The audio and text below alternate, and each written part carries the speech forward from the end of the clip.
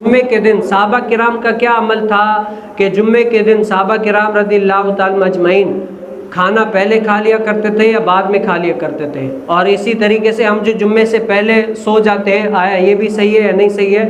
تو حدیث مبارکہ میں کیا آیا؟ حضرت سہل بن سعد رضی اللہ تعالیٰ عنہ نے فرمایا کہ ہم جمعے کے بعد ہی کھانا کھاتے اور قیلولہ کیا کرتے تھے۔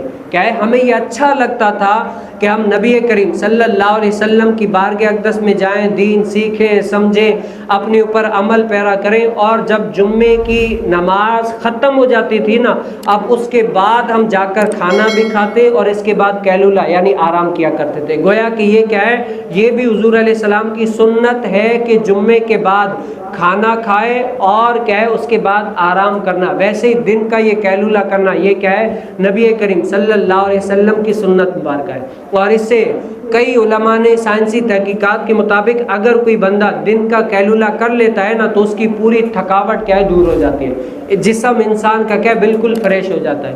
اور ویسے ہی سائنسدان اور ویسے بھی ان کی تحقیقات ہے کہ نبی کریم صلی اللہ علیہ وسلم کی ہر سنت میں حکمتیں ہی حکمتیں، اگرچہ مجھے سمجھ میں آئے یا نہ آئے لیکن کیا ہے؟ حکمت ہی حکمت ہے۔ السلام علیکم ورحمۃ اللہ وبرکاتہ۔ خوش آمدید علامہ آصف قادری آفیشیل میں درس بخاری کی اس بابرکت سیریز کے لیے ہمارا چینل سبسکرائب کریں اور بیل آئیکن ضرور دبائیں۔